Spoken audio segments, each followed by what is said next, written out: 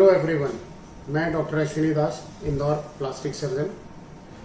मैं आज इस वीडियो को बनाने का मेरा मकसद ये है कि मैं आपको एक ऐसी चीज़ के बारे में जानकारी दूं जो हम महसूस तो कर रहे हैं, बट बहुत लोगों को उसके खतरों के बारे में पता भी नहीं है। जैसे कि आप जानते हैं, एक नया टर्म आ रहा है, आपस में काफ़ी प्रचलित है, डॉक्टरों में तो काफ़ी प्रचलित है, जिसको हम कहते हैं हैप्पी हाइपोक्सिया। ये हैप्पी हाइपोक्सिया वर्ड है क्यों? हैप्पी, देखिए बिल्कुल सीधी सी बात है कि इसमें हैप्पी जैसा कुछ है नहीं। हैप्पी हाइपोक्सिया एक ऐसी मानसिक स्थिति है जिसमें आदमी या तो ऐसी स्थिति में है जो अपने शरीर में होने वाले जो उसको खतरे हैं उसके बारे में उसको जानकारी नहीं पड़ रही, क्योंकि शरीर उस हिसाब से रिएक्ट नहीं कर रहा है। आदमी जो है हाइपोक्सिया तो हो रहा है, कोविड लंग से है या किसी तरह की तकलीफ से, लेकिन दिमाग जो है उसको हाइपोक्सिया या लो ऑक्सीजन लेवल को रजिस्टर नहीं कर पा रहा है। कहने का मतलब है सैचुरेशन लेवल 83 पे भी आदमी चाहता है कि मैं मार्केट चला जाऊं, गाड़ी लेके बाहर निकल जाऊं, अपने परिवार के साथ बाहर निकल जाऊं या लोगों के बीच में बैठूं, जबकि ये स्थिति नहीं है। हो ये रहा है कि उसका ब्रेन में फॉगिंग हो गई है या ब्रेन की समझने की शक्ति ऑक्सीजन लेवल की कमी की वजह से कम हो गई है, और इस हाइपोक्सिया की स्थिति को कहते हैं हैप्पी हाइपोक्सिया। है बात खतरनाक, क्योंकि ऑक्सीजन की कमी होते ही आपकी सांस तेज हो जाती है, आप ज़्यादा सांस लेते हो 1 मिनट में, आपकी ऑक्सीजन लेने की कैपेसिटी, लंग की एक्सपांशन की कैपेसिटी, ये सारी चीज़ें हो जाती है, जिसको हम सांस भरना कहते हैं। शरीर तेज सांस लेता है, ज़्यादा ऑक्सीजन लेने की कोशिश करता है ताकि उस सैचुरेशन लेवल को कम से कम 100, 99, 97 के आसपास मेंटेन कर सके। लेकिन यहाँ स्थिति उलट है। यहाँ हो ये रहा है कि आदमी को पता भी नहीं है और सांस लेने में उसका सैचुरेशन कम हो रहा है। दिमाग शरीर को प्रमोट नहीं कर रहा है, उसको मोटिवेट नहीं कर रहा है कि आप और सांस लीजिए ताकि सैचुरेशन को मेंटेन कर सके। कहने का मतलब हम में से सब अभी बीमार नहीं है, लेकिन जो लोग बीमार नहीं है वो भी आजकल मास्क लगाते हैं। स्थिति देखिए, ये हो रही है कि मास्क के अंदर जो ऑक्सीजन की परसेंटेज है वो हवा की तुलना में तो कम है, ये तो सबको जानकारी है। लेकिन यहाँ मास्क ऐसे आ रहे हैं जिसमें कि बार बार हम अपना ही छोड़ा हुआ कार्बन डाइऑक्साइड अंदर लेते हैं हवा के साथ। ऑक्सीजन उतनी नहीं होती, कार्बन डाइऑक्साइड दोबारा शरीर में जाती है और उसका हर बार सांस लेने में परसेंटेज इंक्रीज होता जा रहा है, क्योंकि बाहर से हवा का सर्कुलेशन नहीं है, बाहर ऑक्सीजन की मात्रा प्रचुर है, लेकिन मास्क के पीछे से हम ऐसी सांस लेने को मजबूर हो रहे हैं जिसमें कार्बन डाइऑक्साइड का प्रतिशत ज्यादा है। अब ऐसी स्थिति में होता क्या है, कार्बन डाइऑक्साइड करती है ब्रेन फॉगिंग का मतलब है हम एक ऐसे खतरनाक साइकिल में घुस जाते हैं जहां बार बार सांस में कार्बन डाइऑक्साइड जाती है और हमारा शरीर और ऑक्सीजन लेने की कोशिश ही नहीं कर रहा होता। अब इस बात को कोरोना को चलते हुए हो 6 महीने हो चुके, मास्क हम में से हर कोई लगा रहा है, प्रोटेक्शन डर से बोले या सावधानी से बोले, जैसे भी मजबूरी है।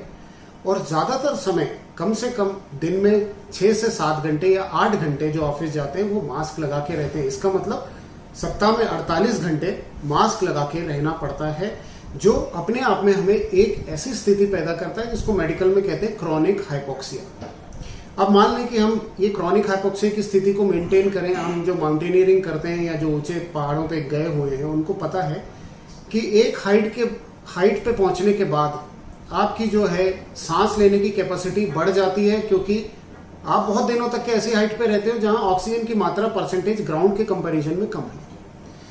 तो कहने को इसको इंग्लिश में एक वर्ड है एक्लिमेटाइजेशन, हिंदी में उसको एक्सप्लेन करूं तो आपका शरीर ऐसे परिवर्तन को जाता है जब आप लो ऑक्सीजन सैचुरेशन लेवल पे भी आप सरवाइव कर सकते हो। इस एक्लिमेटाइजेशन का फायदा यह है जो कंटिन्यूस माउंटेनिंग करते हैं या माउंटेन पे रहते हैं उनका शरीर का हीमोग्लोबिन प्रतिशत बढ़ जाता है। मुकाबले मान लें कि जो 12 या 13 ग्राम होना चाहिए वह 19 या 20 ग्राम भी हो जाता है, ताकि हीमोग्लोबिन ज्यादा बन के कम से कम रही मात्रा में उस ऑक्सीजन को एब्जॉर्ब करें। चलिए, इस बात को हम अगर 6 महीने में ढाल लें तो ये क्रॉनिक हाइपोक्सिया की स्थिति ऑलरेडी बन चुकी है। हम में से कई लोग जो लगातार मास्क पहन के काम करते हैं तो उनके शरीर में हीमोग्लोबिन की मात्रा बढ़ ही रही है, क्योंकि शरीर ने प्रकृति के हिसाब से रिएक्ट उसी हिसाब से करना है जैसे आप उसको कंडीशन दोगे।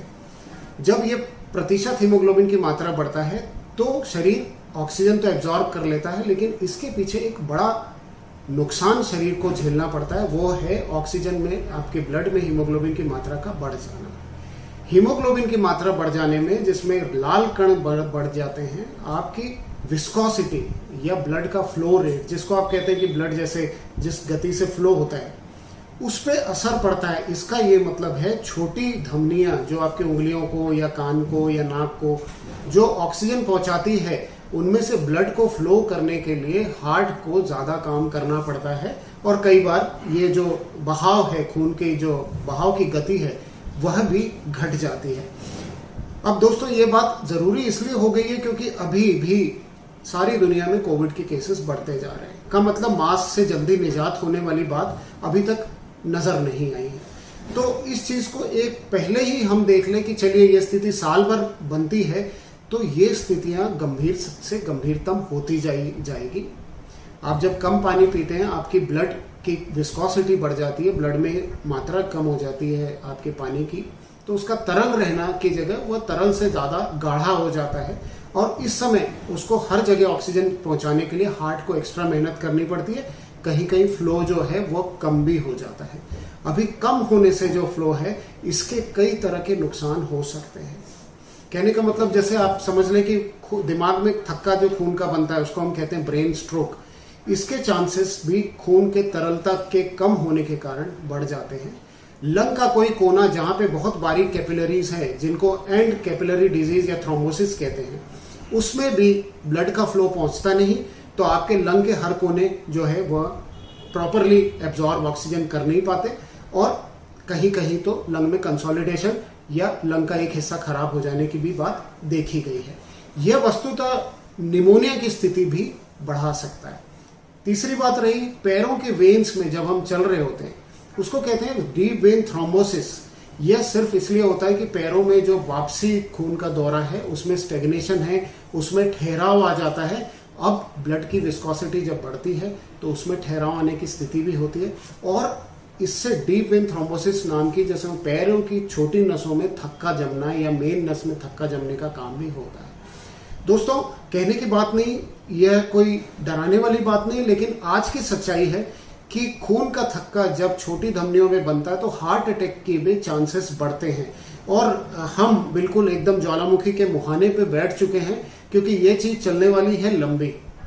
अभी इस वीडियो को बनाने का ये मकसद सिर्फ आपको खतरों से अवगत करवा के आपकी जो है किसी तरह का डर या भ्रम की स्थिति पैदा करके छोड़ देने वाली बात नहीं है। इस वीडियो को बनाने का मकसद है आप क्या करें जिससे इन खतरों को हम कम कर सकते हैं। अभी मास्क हटाना संभव नहीं है, कोरोना का एकदम जाना भी संभव नहीं है। दोनों के चलते हुए कुछ एक चीजें जो पॉइंट जो हमें अपने कंसिडरेशन में रखना चाहिए वो मैं इसमें इन्यूमरेट या बताना चाहता हूं।